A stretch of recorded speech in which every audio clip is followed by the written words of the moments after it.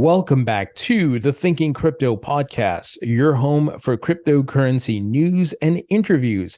If you are new here, please hit that subscribe button as well as the thumbs up button and leave a comment below. If you're listening on a podcast platform such as Apple, Spotify, or Google, please leave a 5-star rating and review. It supports the podcast and it doesn't cost you anything. This content is brought to you by Uphold, which makes crypto investing easy. I've been using Uphold since 2017.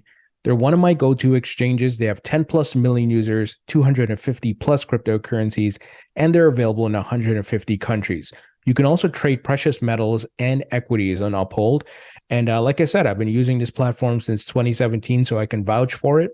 But as with all exchanges, you can buy and sell on them, but I highly recommend you custody your own crypto, not your keys, not your coins. If you'd like to learn more about Uphold, please visit the link in the description. All right, my friends, before we jump into the news, let's look at Bitcoin's price because we've been following it very closely. It made a move above $23,000. Of course, the bulls and the bears are debating. Everybody's fighting, saying, no, this is an epic bull trap. You know, that's what the bears are saying. And of course, the bulls are saying, no, this is Bitcoin making a move to a retracement, and some are saying it's to a new all-time high. And of course, I've been sharing with you guys my opinion, and in that I don't know what this is yet. I still need to see a bit more. It's certainly looking like 2019 when Bitcoin retraced after the 2018 bottom. I'm hoping that's the case, but I need to put my personal feelings and emotions to the side. That's not how you want to invest. I want to look at the data and the charts. I want this rally to prove itself. And it could roll over, right? Markets can do things that we don't expect it to. Bitcoin can roll over and go to lows again.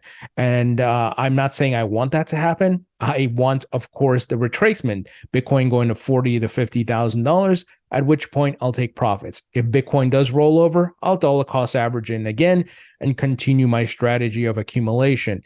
So this is where I don't really have a dog in the fight. I'm just ready for whatever moves that happen. I have my strategy and I'm waiting for the next bull market. Yes, I said I'm going to take profits, but I'm accumulating for the most part for the 2024, 2025 bull market.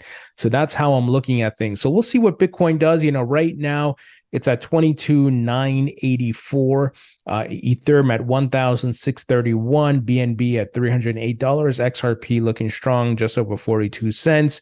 So we'll have to wait and see, my friends. I want to see more from Bitcoin here before I say, hey, this is definitely what's happening, right? I want to be honest with you guys, and I'm here to make money. I'm not here to lose money. So I'm going to look at this carefully and see what happens. And also, we got the Fed meeting, the FOMC meeting coming up at the end of the month.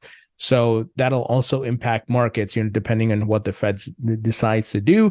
If it's a 25 basis points hike, I think that will be very good for the markets because it will continue the narrative that the Fed is ramping down and eventually they're going to pause rates this year and then eventually start to cut rates and start money printing again. I'm not saying that's 2 months away or anything. That's later this year. But it's the green light, the path, the light at the end of the tunnel, right? Narratives start forming and markets start pricing things in. And that's where folks need to understand and anticipate what may be happening. All right, another reason why I'm bullish, guys, Jim Cramer continues to spread FUD about crypto. Today, he said investors should ignore crypto and stick with gold. This guy is hilarious, but he's the ultimate bull and bear signal, right? You do the opposite of what he says. There's an inverse ETF for this man. Can you believe it? This man who's now a meme.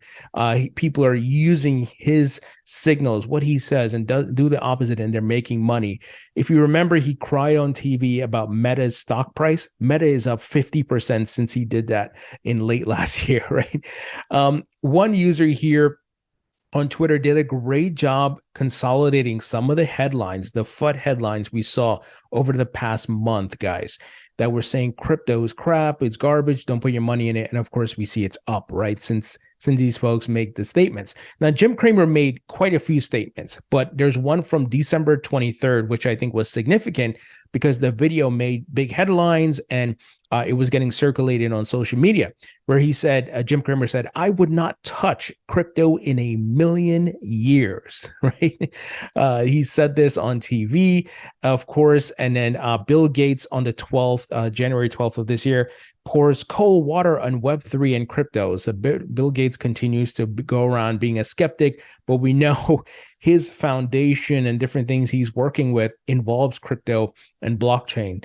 And here, Jamie Dimon, similarly, Jamie Dimon spreads FUD, but JP Morgan is neck deep in crypto with Ethereum, with their crypto fund, and all the other things they're doing.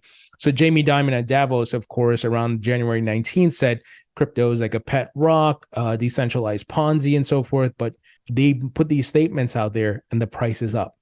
So it goes to show you don't take your financial advice and your investment strategy from people on TV. They're not there to help you make money. They many times are putting out a narrative that helps them to make money and the institutional investors to make money, while retail, who, folks who just read headlines and they're not well versed, they're not, taking the time to educate themselves about the market cycles and the fundamentals, they get burned, right? But these big players, like I said, they go on TV, they put out a narrative that benefits them, whether they're short or they're long. And once you understand that, you will know not to listen to these guys and go do your own research. I'm not saying you should listen to me. I may be pointing you in a direction and I share the facts of what I'm looking at, and you should go validate that. It's important that you get it. You conceptualize it. It's like Inception, right? That you get it in your mind, that you understand what is happening here. What's your thesis? How are the markets moving? What's the fundamentals and so forth. But clear example, don't listen to these guys like Jim Cramer. Here's another interesting bullish signal. And it may look silly on its face, but I think it's significant given the history of how these guys usually start talking about the market when Bitcoin is moving. Brian Armstrong, the CEO of Coinbase, today started tweeting, kind of bullish statements about Bitcoin. He tweeted out or retweeted Anthony Pompliano, who said U.S. national debt is now $31.41 trillion. Madness. So Brian retweeted Anthony's tweet here and said, "This is the bull case for Bitcoin." Interesting. Here, Brian also tweeted out the news that Brazil and Argentina to start preparations for a common currency, which was reported by the Financial Times. Brian retweeted that and said, "Wonder if they would consider moving to Bitcoin. That would probably be the right long-term bet." See these tweets that's coming in, guys? Very interesting here. And I think these folks see the bullish momentum and Bitcoin. Once again, probability here, right? It's probable that it could go to that retracement, but we're still in the bear market, so it could roll over. So we'll have to wait and see, guys. It's about breaking through those resistance levels on the charts and building support levels before you can call, hey, this is a short-term bull market or a bull run or whatever it is. And let's move ahead, guys. We got big news out of the UAE. Crypto to play a major role in the United Arab Emirates trade, foreign trade, says foreign trade minister. These are big statements, guys.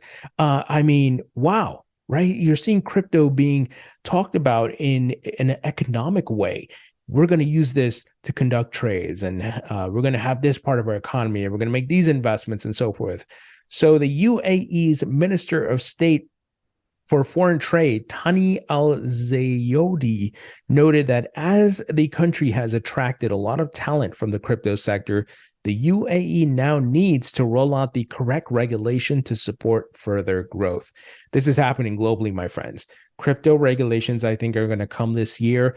If not, it's going to go, roll over into 2024. But I think after the FTX collapse, there's a narrative, there's an urgency to get crypto regulations right. So this is just amazing. So speaking with Bloomberg on January 20th in Davos, Switzerland, where world leaders are currently gathered, and this is obviously from a couple days ago. The Al Zayodi provided a host of updates regarding the UAE's trade partnerships and policies heading into 2023. Commenting on the crypto sector, the minister said that the crypto will play a major role for UAE trade going forward, as he outlined that the most important thing is that we ensure global governance when it comes to the cryptocurrencies and crypto companies. Now, he's at Davos.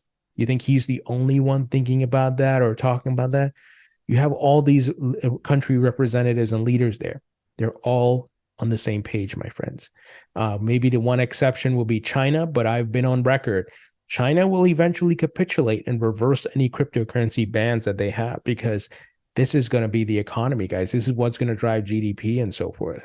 So Al Zayodi went on to suggest that as the UAE works on its crypto regulatory regime, the focus will be on making the Gulf country a hub with crypto-friendly policies that also have sufficient protections in place. Here's a quote.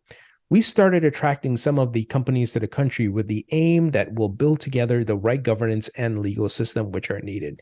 Guys, incredibly bullish statements. I hope you see what's happening. If you're on the fence about crypto and you're still not convinced, just look at what these world leaders are saying. The regulations are coming. It's not happening at the pace we would like, but the dialogue is happening, and countries are going to start to move really fast as this asset class and technology continues to grow and get adoption. Here's another example. Central African Republic eyes legal framework for crypto adoption.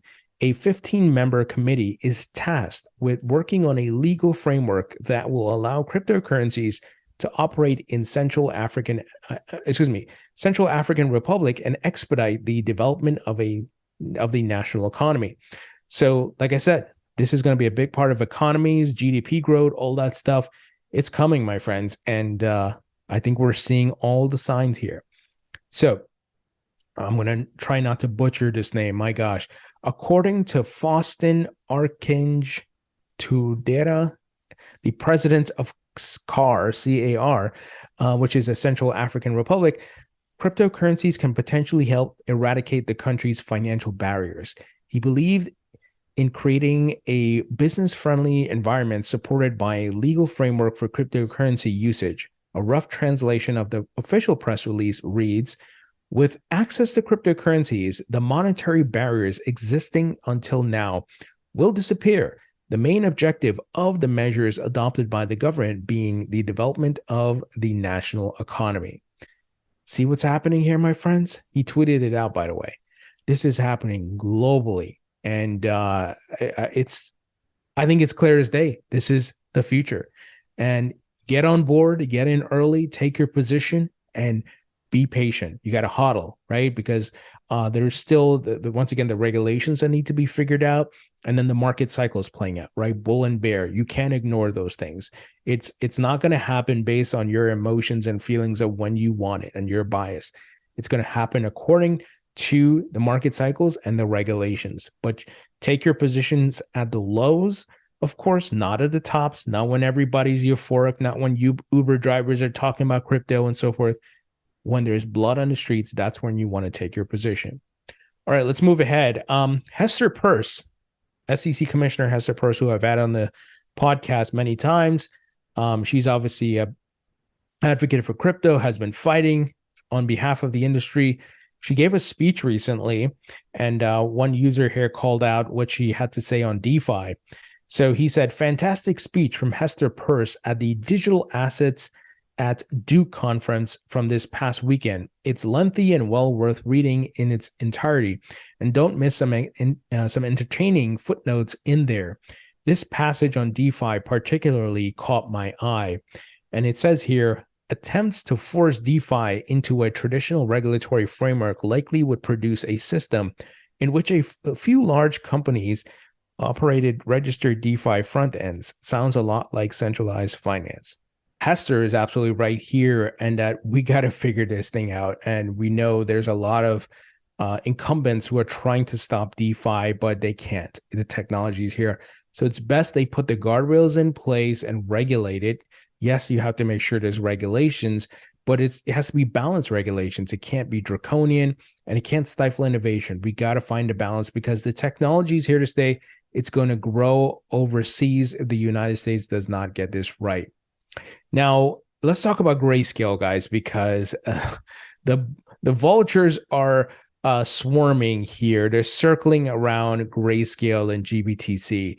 So you have a bunch of, this is an article, by the way, reported by Blockworks, asset managers licking their chops over potential GBTC takeover.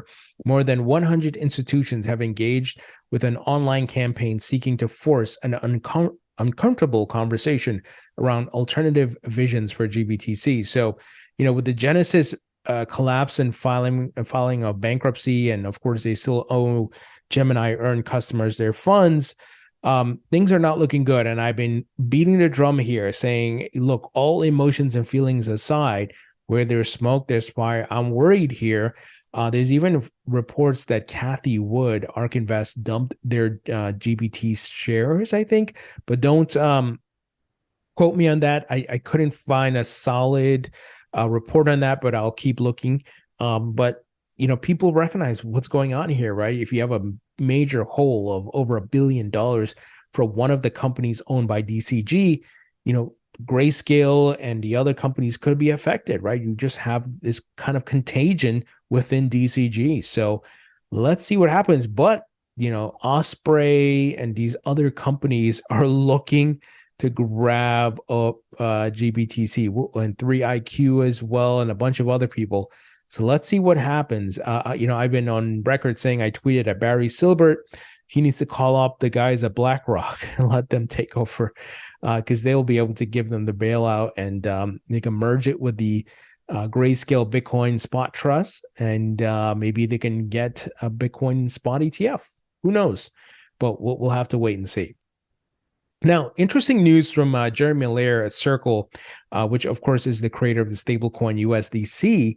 They have an interesting new product coming out. And here Jeremy tweeted, Circle's cross-chain transfer protocol, also known as CCTP, is getting closer to launch. Such an important piece of infrastructure that can help foster more scalable, efficient, secure, and user-friendly apps built on USDC.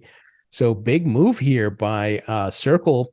And it's the stablecoin wars, my friends, playing out. And I think stablecoin regulations are coming this year. That's why we see Tether and even Circle and all these guys are bolstering up their audits and their reserves and all that stuff. And we'll see who's the clear winner and if Tether can survive. I'm not saying I want Tether to fail. I'm not spreading Tether FUD, but I know the history of Tether and issues that have been reported, right? Circle is not the one that got sued or the New York Attorney General going after them. It was Tether. So we need to see, once the regulations come and the books and everybody gets audited, what's going to happen there. But I think USDC, Circle are in a great position because they're in the US. They're they have been very transparent with their books. Of course, they're regulated to a certain degree, I think more than Tether and Bitfinex. So we'll see what happens this year. I'm trying to get Jeremy back on the podcast. I did interview him a couple of years ago, and to talk about what's going on and what they're working on. Finally, guys, I of course was young when Web 1.0 took place. But I remember using the internet back then. I was, 1996, I was 15 or so, I believe. But I was using, websites. I was using Netscape. I was using Google and so forth in the early days. I was doing a little bit of hacking back then as well with some friends. And then, of course, there was Web 2, and now we are in Web 3. But here, Mike Manning of A16Z Crypto highlighted that 30 years ago today, Marc Andreessen basically launched the Web 1.0 era.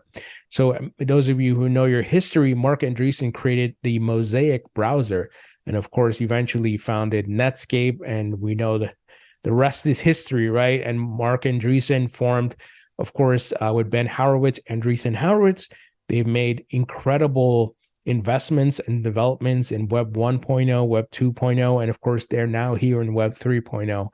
And it's just food for thought. Some of the brilliant minds who were at the dawn of the internet are here investing and building.